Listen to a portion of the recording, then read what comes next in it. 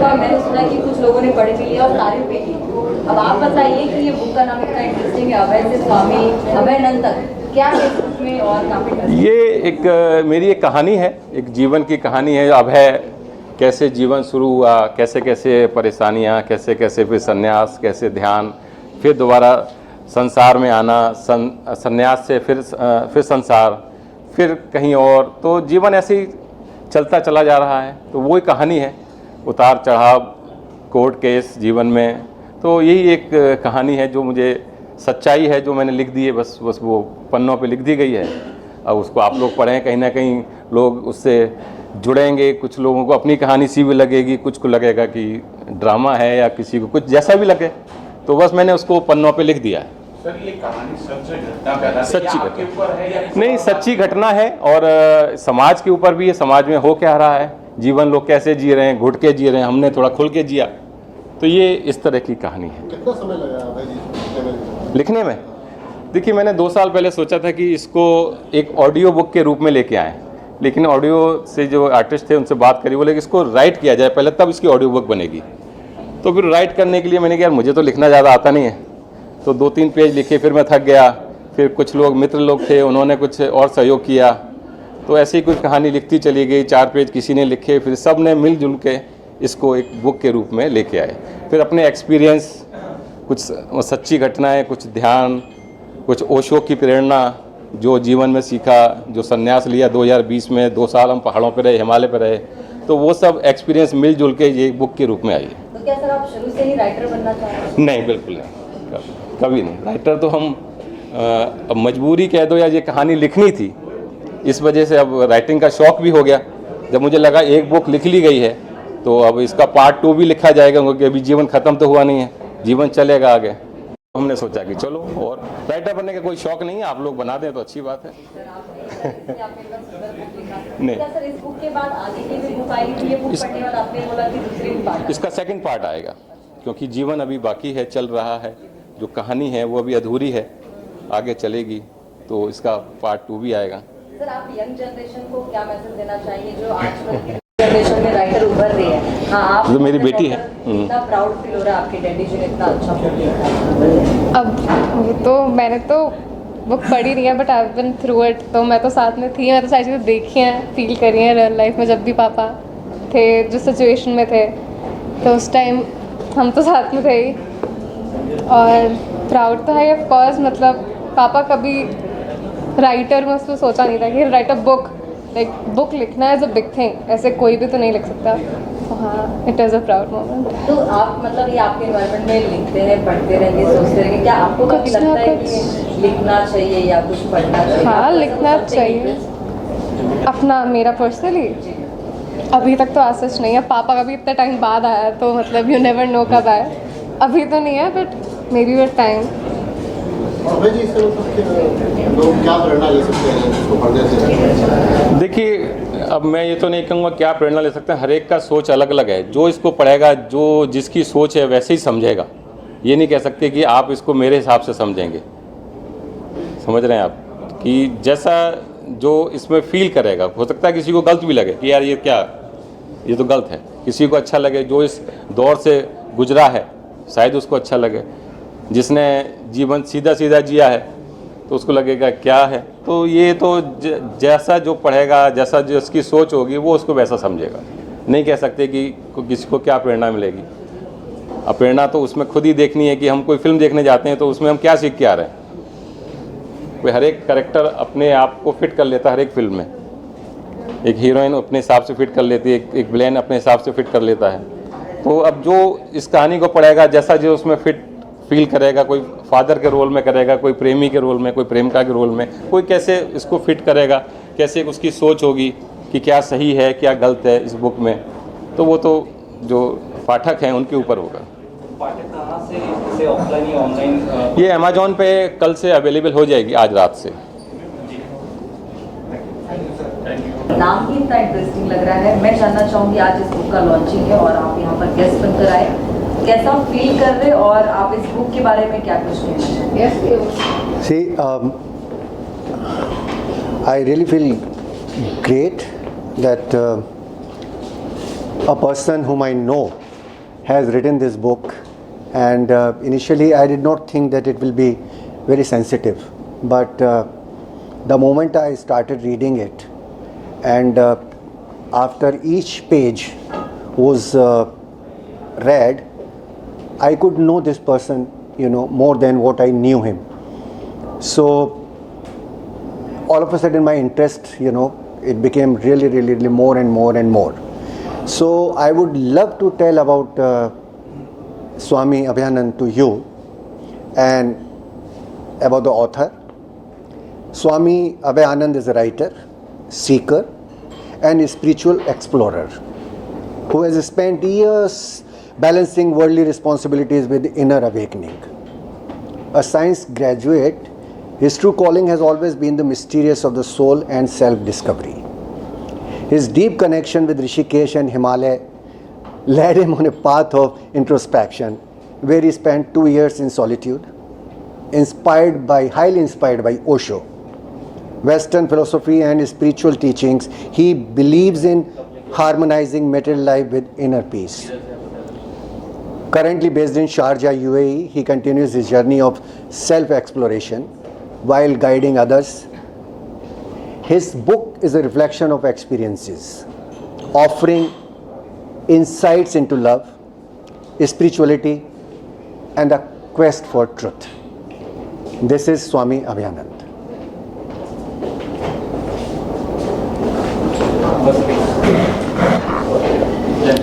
Done? आप आए, क्या कहना चाहेंगे, किस तरीके से शुभकामनाएं देना चाहिए सबको? सबसे पहले तो अभय जी को बहुत सारी शुभकामनाएं। आज के दिन में हिंदी पुस्तक लिखना और उसे इतने अच्छे से लॉन्च करना, ये बहुत बड़ी बात है, क्योंकि सैडली बहुत ही दुखद है कि हम हिंदुस्तानियों पे आजकल अंग्रेज़ी का इतना ज़्यादा चढ़ गया है कि हिंदी पढ़ना, लिखना, बोलना ये सब थोड़ा कम हो गया है।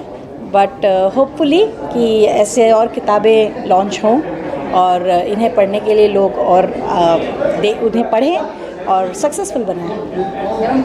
पढ़ने में आप भी इंटरेस्टेड? जी, किताबें पहले बहुत पढ़ा करती थी, आजकल OTT ने हमारा दिमाग ख़राब कर दिया है ये सत्य बात है। पर फिर भी कोशिश यही रहती है कि जब भी हो सके तो कुछ अच्छे लेखकों की किताब हम पढ़ें। हिंदी ऑनेस्टली बहुत कम पढ़ा जाता है, क्योंकि हिंदी की किताब वो 12वीं में जो लास्ट पढ़ी थी, उसके बाद वही अंग्रेज़ी ने टेक ओवर कर लिया है। बट कोशिश हम ज़रूर करेंगे कि हिंदी फिर से पढ़ें। Thank you so much. आज ये बहुत ही खूबसूरत दिन है, खूबसूरत मौका है। अभय से अभयानंद, स्वामी अभयानंद तक इस पुस्तक का आज विमोचन हो रहा है। मैंने कुछ एक्सपर्ट्स इसमें से देखे हैं, एक्सर्ट पढ़े हैं थोड़े से। मुझे लगता है कि ये पुस्तक बहुत खूबसूरत है, बहुत ही अच्छी है। इसमें मतलब आज का ज़माना, आज के दिन में हमें कैसे जीना चाहिए और कैसे पास्ट को जोड़ना चाहिए और कैसे फ्यूचर तक पहुंचना चाहिए, इस सब के बारे में मैंने उसमें देखा है और बहुत ही खूबसूरत मौका है। संजय श्रीवास्तव, संजय स्वराज मेरे जूनियर हैं नेशनल स्कूल ऑफ ड्रामा से, और हम NSD में साथ थे। उनके इनविटेशन से मैं आज यहाँ पे हूँ। मेरा नाम अशोक भाटिया है, मैं भी नेशनल स्कूल ऑफ ड्रामा से ग्रेजुएट हूँ, और आपने मुझे कई जगह देखा होगा, कई फिल्मों में, कई टेलीविज़न। इन दिनों थिएटर कर रहा हूँ ज़्यादातर। मेरा फेमस नाटक है चाणक्य, मनोज जोशी के साथ, जहाँ मैं अमात्य राक्षस की भूमिका करता हूँ। उसी के साथ जलियांवाला बाग मेरा एक नाटक है, वो भी मैं कर रहा हूँ। और अभी मैंने लेटेस्ट मेरा जो प्रोडक्शन है वो है एक ब्लाइंड बच्चों के साथ जलियांवाला बाग किया है मैंने जयपुर में। तो बहुत अच्छा मौका है, खूबसूरत मौका है। मैं बहुत बहुत शुभकामनाएं देता हूँ। नहीं पढ़िया, मैंने थोड़े पन्ने पढ़े हैं। थोड़े पन्ने में आपका अनुभव क्या कुछ रहा और आप किस तरीके से शुभकामनाएं देना चाहेंगे सबको? सबसे पहले तो मैं सबको कॉन्ग्रेचुलेट करना चाहूँगा किताब लिखने के लिए। मेरे को लगता है किताब लिखना ही एक बहुत बड़ी चीज़ होती है। एंड मेरे ख्याल से लोग अपने एक्सपीरियंस से जो भी लाइफ में होता है उसके बेसिस पे लिखते हैं। एंड जो मैंने 3 पन्ने पढ़े हैं मेरे को काफ़ी इंट्रीग किया है कि अच्छा आगे और पीछे क्या है। तो आई एम वेरी एक्साइटेड कि जैसे अभी लॉन्च ख़त्म होगा, किताब हाथ में आएगी तो आई एम श्योर मैं पढ़ना शुरू करूँगा। 3 पन्ने में आपका अनुभव कैसा रहा और आपने क्या कुछ समझा या क्या चीज़ें जानी? मेरा उन 3 पन्नों में तो मेरे को ऐसे लगा कि जैसे जो अभय का कैरेक्टर है और ये जो लड़की है, पता नहीं शायद इनके बीच में हो सकता है कुछ आगे जाके कुछ होगा या नहीं होगा, बट मेरे को लग रहा है कुछ होगा। हाँ, थोड़ा इंटरेस्टिंग लग रहा था कि why Abhay is taking lot of interest in her. अब वो इंटरेस्ट कहाँ तक जाता है वो तो मेरे को लगता है किताब पढ़ के ही पता लगेगा। आपने तो अलग अलग स्टोरीज, अलग अलग स्क्रिप्ट पे काम किया है और आज इतने सुंदर बुक की लॉन्चिंग में इनका नाम ही पढ़ के काफ़ी इंटरेस्टिंग लग रहा है। तो आप क्या कहना चाहेंगे और किस तरीके की शुभकामनाएं सबको देना चाहेंगे? तो अभय जी को मैं शुभकामनाएं देना चाहती हूँ। स्पिरिचुअल आध्यात्म का जो जर्नी होता है लाइफ में, एक्चुअली वही अल्टीमेट गोल होता है। हमने मानव का जन्म लिया है, हमें सारे संसाधन मिले हैं ताकि हम अपने हायर सेल्फ तक पहुँच जाएँ। और इस जर्नी में जितने लोग आगे बढ़ते रहेंगे उतने हमारे पूरे यूनिवर्स, हमारे समाज, हमारे देश, उसमें सबको भला होगा। एंड तो द मोर और हमारे पुराने जो आध्यात्म के या फिलॉसफीज़ या सब थे, वो इसी चीज़ का मतलब इंसान के अंदर जो ब्रेन है और इंसान के अंदर जो जैसे हम कुंडलिनी कहते हैं, चक्रास कहते हैं, उसको अवेकन करने की क्षमता है, इसीलिए डाला है उसके अंदर। तो it is very nice to see कि Abhay ji has taken this journey. मेरी स्पिरिचुअल जर्नी 2007 में शुरू हुई, अभी तक मैं उस पर चल रही हूँ एंड बहुत आनंद आ रहा है। तो अभय जी जो स्वामी अभय आनंद हो गए, तो मैं उनको सदा आनंद, कुनिका सदानंद की तरफ से सदा आनंद विश करती हूँ। देखिए ऐसा है, बुल्ले शाह जो है ना, बहुत साल पहले 400-500 साल पहले बोल चुका है कि बुल्लिया रबदा की पौना इधरों पुटना ते उधर लाना। आपको एक जीवन मिला है, यहाँ पे जिए, अप है डाउन है। वैसे भी ये जो शहर है ये अप और डाउन का ही है, कभी हाई टाइड है कभी लो टाइड है। जब हाई टाइड है तो आदमी कहता है वाह क्या बात है, मुझसे बड़ा आदमी कोई है ही नहीं। जब लो टाइड है तो आदमी कहता है फिर उसके संस्कार काम में आते हैं, उसका व्यवहार काम में आता है दोबारा उठने के लिए। ये जो इनकी जर्नी है, जो राइटर हैं, इनकी जर्नी भी बम्बई में जितने भी कलाकार हैं, गायक हैं, क्रिएटिव लोग हैं, वैसी ही जर्नी है, up down up down up down. क्या मोक्ष हिमालय में जाके मिलता है क्या? हमारे अंदर ही तो हिमालय है, अंदर ही सब कुछ है। तो यहाँ पे रह के काम करके मुस्कुरा के अगर हमको मोक्ष मिल जाए तो कोई बुरी बात तो नहीं है, क्योंकि यहाँ पे जिस हिसाब से सफलता असफलता उसके बीच में अपने आप को संभालना वो बहुत बड़ी बात है। But I wish him all the very best. इस तरह की बुक्स और इस तरह की शख्सियत सामने आनी चाहिए जो कि दुनिया को एक रास्ता दिखाए कि आप गृहस्थ आश्रम में रहकर भी मोक्ष प्राप्त कर सकते हैं। I wish him all the very best. लेकिन I am very grateful to my dear friend Sanjay Swaraj, जिसके सौजन्य से मैं यहाँ पे हूँ और आप लोगों से मुखातिब हूँ। अभय आनंद स्वामी से संन्यास तक की बात करते हैं। देखिए, अभय जी ने किताब जो लिखी है ये इसमें बहुत सारी सच्चाई है, और सच्चाई यूँ मुझे लगती है कि वाकई अगर महिला किसी पुरुष पे कोई इल्ज़ाम लगाती है तो उस पुरुष को ये प्रूव करना है कि उसने किया है नहीं किया है। मैं इस पर कभी बिलीव नहीं करता था, मैं सोचता था शायद महिला ही ठीक है। लेकिन मेरे एक बहुत नज़दीक के दोस्त हैं, उनके ऊपर किसी ने ये मतलब बिना किसी रीज़न के रेप का इल्ज़ाम लगाया। वो एक रात जेल में रहे, और जबकि मैं जानता हूँ कि उन्होंने ऐसा कुछ भी नहीं किया, और आज भी वो मतलब उससे पीड़ित है पिछले 3 साल से वो उसको झेल रहे हैं और मुझे नहीं लगता जब तक वो ईश्वर को प्यारे होंगे तब तक वो उससे निपट पाएंगे। तो ये बड़ा मुश्किल होता है और किसी के ऊपर भी कोई भी इल्ज़ाम, इंसान को, आदमी भी अगर औरत पे इल्ज़ाम लगाता है तो उसके पहले मुझे लगता है कि उसको थोड़ा विचार करना चाहिए, देखना चाहिए क्या वो सही है। अपना जो सेल्फ कॉन्शियस है उसको देख करके किसी पे ये करना चाहिए। आपको पता नहीं होता है कोई इंसान मर भी जाता है और मुझे लगता है कि जो मेरे दोस्त हैं वो शायद उसके साथ मर जाएंगे और उनका लगाया हुआ इल्ज़ाम वो वैसा का वैसा रहेगा, क्योंकि कोर्ट में उसको प्रूव करना, पिछले 5 साल से वो लड़ रहे हैं, अभी तक कुछ नहीं हुआ और मुझे नहीं लगता जब तक वो ज़िंदा है कुछ होने वाला है। तो मैं अभय जी से यही कहना चाहता हूँ कि अपने आप को देखें, जिसने लगाया है वो अपना कर्म भुगत रही होकर यही मिलता है। भगवान यहीं आपको आपके किए की सज़ा देता है। आपने जो लिखी है किताब उसके लिए मैं आपको मुबारकबाद देता हूँ और आप इसको छोड़िए मत, आप इसकी सीरीज़ निकालिए। इस तरह से हम बहुत सारे लोगों तक पहुँचने की कोशिश करते हैं और इसमें कोई ना कोई एक हल भी निकलता है, मुझे ऐसा लगता है। उद्गार मेरा मीडिया वालों के सामने। सर आप तो साहित्य से जुड़े हुए सर ने कहा, तो आज आप सर के बारे में, अभय सर के बारे में क्या कहना चाहेंगे जिन्होंने इतनी शिद्दत से अपनी जीवनी गाथा उन्होंने अब तक की जो है उन्होंने लिखी है? देखिए, सबसे पहले तो मैं संजय जी का शुक्रिया अदा करना चाहता हूं कि मुझे उन्होंने यहाँ बुलाया और मौका दिया, और अभय जी का भी बहुत बहुत शुक्रिया। देखिए, ये जो किताब है एक तरह से उपन्यास भी है और एक तरह से ऑटोबायोग्राफी भी है, खुद की जीवनी पे लिखा है। और जब कोई भी साहित्यकार अपनी जीवनी पे कुछ लिखता है तो उसके लिए एक बड़ी हिम्मत की बात होती है, वो बहुत हिम्मत लगती है।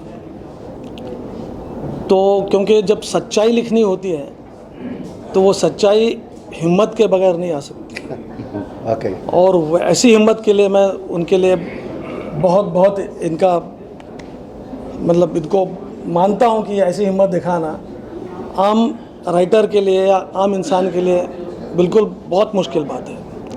क्योंकि जिन्होंने ऑटोबायोग्राफीज आज तक लिखी है खुद के जीवनी पर, उन्होंने सच सभी लिखा है ये ज़रूरी नहीं है, क्योंकि सच कहीं ना कहीं छुप जाता है। कुछ हद तक लिखते हैं, लेकिन उन्होंने जो बताया कि इन पर FIR हुई है और फिर उन्होंने गृहस्थाश्रम से फिर जाके सन्यास की तरफ गए, फिर वापस सन्यास से फिर वापस अपने जीवन में आए, तो ये मिला जुला जो संगम इन्होंने किया है ये बहुत रोचक है और पढ़ने में मज़ा आएगा। और मैं चाहता हूँ कि ये इस किताब को आप सब पढ़ें। ये मैं और मितवा जी दोनों भी एक्टर हैं, हमारा साहित्य से जो एक्टर का संबंध आता है वैसे ही है। और जितना मैं इनकी किताब के बारे में अभी सोच रहा हूँ, इनकी जो जर्नी है अभय से स्वामी अभयानंद तक, ये बहुत ही रोचक किताब होगी। जो भी उपन्यास और ऑटोबायोग्राफिकल उन्होंने जो लिखा है, देखिए कोई भी कैरेक्टर करने के लिए हमें उसकी पूरी जर्नी जानने की बड़ी उत्सुकता होती है। एज एन एक्टर मैं इस किताब के लिए बहुत ही उत्सुक हूँ और मुझे यहाँ बुलाने के लिए संजय स्वराज जी और स्वामी जी का मैं तहे दिल से शुक्रगुजार हूँ। और मैं बहुत ही क्या बोलते हैं आज गौरवान्वित महसूस कर रहा हूँ कि इस फंक्शन में मैं उनके साथ हूँ। Thank you. सर आप क्या कहना चाहेंगे? सबसे पहले मैं संजय स्वराज जी का धन्यवाद करना चाहता हूँ। उन्होंने मुझे यहाँ पे निमंत्रण दिया और इनके बारे में मुझे ऐसा लग रहा है कि जैसे ये अभय से स्वामी अभयानंद बन गए हैं। मुझे लग रहा है कि कुछ आप भविष्य में इनको आचार्य अभयानंद देखेंगे, मुझे ऐसा लग रहा है। मैं थोड़ी सी इंट्यूशन के साथ भविष्यवाणी करता हूँ, मैं उसके बारे में इसी बोल रहा हूँ। और बाकी प्रकाश जी ने बताया कि जैसे ये कहानी लिखते लिखते, इनको भी मैंने सुना कि ये कहानी लिखते लिखते कुछ दोस्तों के साथ कुछ लिखा फिर लिखा और उसको इन्होंने जोड़ के एक किताब बनी। एक ऐसा नावल है जो कि सच्चाई और अपना क्या कहते हैं उसको ऑटोबायोग्राफी के नज़दीक है। हाँ जी। सो ऐसी चीज़ें कभी कभी लिखी जाती हैं और कोई अलग ही आदमी, कमाली आदमी, अभय जैसा आदमी बस लिखते हैं, लिखा अभय गया जैसे है। लिखते कमाल हैं। तो आप सब लोग मिलके- सो हम बाकी इनकी वो बात मुझे बहुत अच्छी लगी, इनको इस नॉवल को पढ़ के हमको बहुत सारे करैक्टर्स का समझ में आएगा, जो कि हमको आदत है वो करैक्टर्स को कंसीव करने की।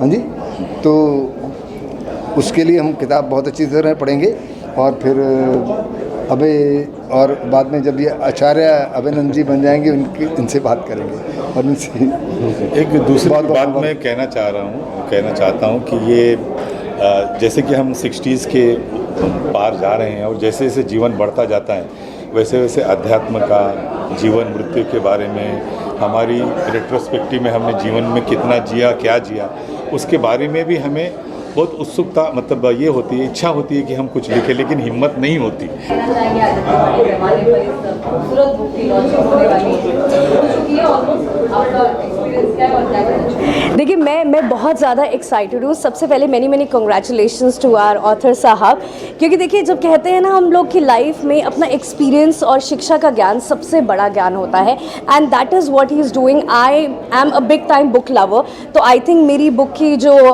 पूरी जो हमारा पूरी कबर्ड है उसमें एक नया एडिशन होने वाला है, and I am gonna be having a great time reading this one.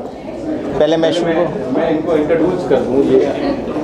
ये मेरे मित्र हैं डॉक्टर अनुराग वासने, ये साइंटिस्ट हैं और करीब 22 सालों से मेरे मित्र हैं और मेरी जर्नी को इन्होंने मेरी जर्नी को इन्होंने देखा है, तो ये भी कुछ बोल सकते हैं, आज मेरे साथ हैं। तो ये जी नमस्कार सभी को। पहले तो मेरी शुभकामनाएं अभय जी को। अभय जी के साथ मेरा 22 साल का एक बहुत लंबा सफ़र रहा है और बहुत अच्छा और सुहाना सफ़र रहा है। इस सफ़र में अभय जी ने अपने जीवन को लेकर बहुत उतार चढ़ाव देखे, जो कि भाग्यवश भी है, कुछ कर्मवश है, कुछ व्यवहारवश है, और या कुछ अपनी मानसिक स्थिति को सही करने के लिए हम लोग जैसे अपने आप में एक हम ढूंढते हैं कि हम अपने आप में किसी ऐसे भगवान को, देवता को, या अपने आप में शांति को ढूंढ रहे हैं। तो उसी संघर्ष के साथ इन्होंने जीवन को जिया, बहुत अच्छे से जिया, और हम सब ने बहुत इनको प्रेरणा दी कि आप एक पुस्तक को लिखें, जिससे आपके एक पुस्तक के माध्यम से समाज को ये पता लगे कि आखिर जीवन में अगर कठिनाइयाँ आती हैं तो उसको कैसे सही किया जाए, जीवन को कैसे आगे बढ़ाया जाए, और आप ऐसा प्रेरणा बन सकते हैं समाज के लिए कि जो आपके जज्बात हैं, आपकी जो फीलिंग्स हैं, आपकी जो बातें हैं, वो बाहर आती चली जाएं और किताब के माध्यम से लोग उसको समझ सकें। तो अभय जी का जीवन एक बहुत अच्छा रहा है, और स्वामी बने, ये ओशो से के साथ रहे, ऋषिकेश में काफ़ी समय बिताया, तो उन सभी चीज़ों के साथ मैं वहाँ पर रहा और मुझे बड़ा आनंद आया, और आज बहुत आनंद आ रहा है। पहले हम दिल्ली में पिछले साल मैंने लॉन्च की थी बुक, आज यहाँ कर रहे हैं, और अगले साल हो सकता है दुबई में भी करें। कैसे आप अभय सर को शुभकामनाएं देंगे और क्या? एक्चुअली हमसे ज़्यादा चर्चा आप लोगों की है। मैं अभय आनंद जी का बहुत उनको अभिनंदन करता हूँ कि उन्होंने अपने पर्सनल एक्सपीरियंसेस पे ये किताब लिखी है, एंड आई एम श्योर बहुत अच्छी लिखी होगी, और मैं ये किताब पढ़ूँगा, एंड आई कॉन्ग्रेचुलेट हिम कि इस तरह से हर इंसान को अपने पर्सनल एक्सपीरियंसेस शेयर करना चाहिए सबके साथ। तजुर्बात से ही ज़िंदगी बनती है, तो इससे अगर यूथ को या हमारे यंगस्टर्स को कोई प्रेरणा मिल सके तो उससे अच्छी क्या बात हो।